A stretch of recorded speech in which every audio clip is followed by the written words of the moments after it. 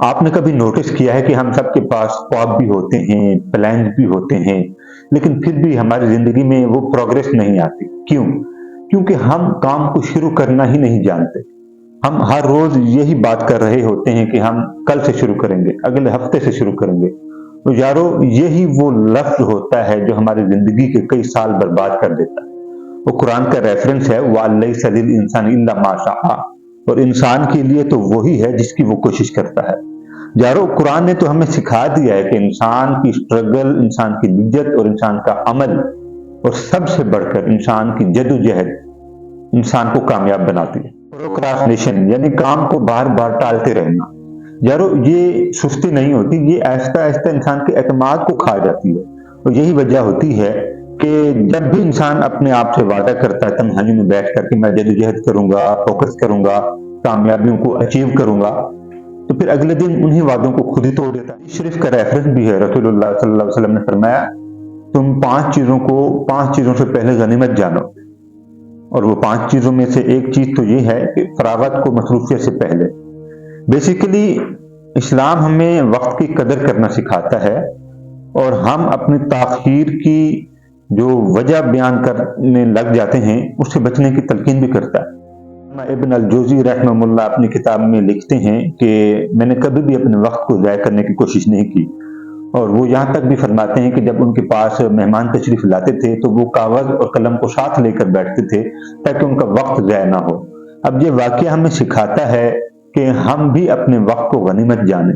کس طرح ہمارے بڑے اپنے وقت کو یوٹیلائز کیا کرتے تھے، اپنی مصروفیات کو مینج کیا کرتے تھے، اور آج ہم اپنے وقت کو غنیمت جانتے ہوئے اپنی اچیومنٹ کو، اپنی تعلیم کو اور اپنی پروگرس کو آگے بڑھائیں۔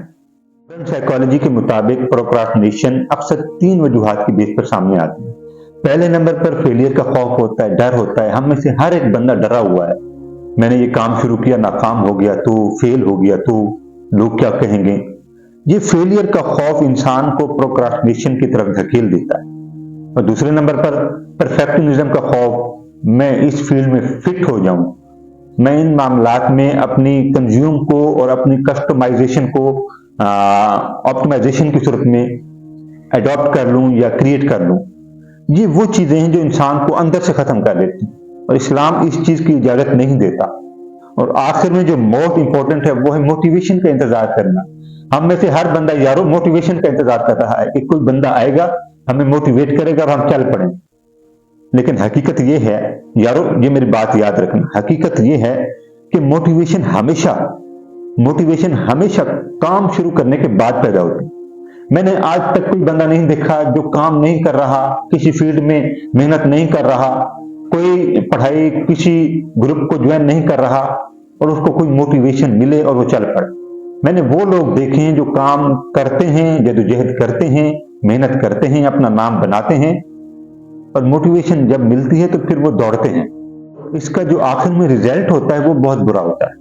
جب ہم یہ چیزیں پرفارم کر رہے ہوتے ہیں تو ہمارے گولز ختم ہونا شروع ہو جاتے ہیں، ہمارے خواب ختم ہونا شروع ہو جاتے ہیں، اور ہمارا کانفیڈنس بالکل ختم ہو جاتا ہے، اور اس کا نتیجہ یہ ہوتا ہے کہ ہمارا ذہنی دباؤ خراب ہو جاتا ہے۔ اور قرآن ہمیں کیا کہتا ہے؟ قرآن ہمیں یہ یاد دلاتا ہے کہ اپنے رب کی طرف مغفرت کرنے میں جلدی کرو۔ بیسیکلی قرآن تو ہمیں بتا رہا ہے نا کہ نیکی کے کاموں میں جلدی کرنی چاہیے، کیونکہ انسان کی جو دی ہوئی زندگی ہے نا، وہ اللہ کی امانت ہے۔ اللہ صلی اللہ علیہ وسلم کا فرمان بھی ہے، حدیث شریف ہے، آپ صلی اللہ علیہ وسلم فرماتے ہیں کہ نیک کام کرنے میں ہمیشہ جلدی کرو۔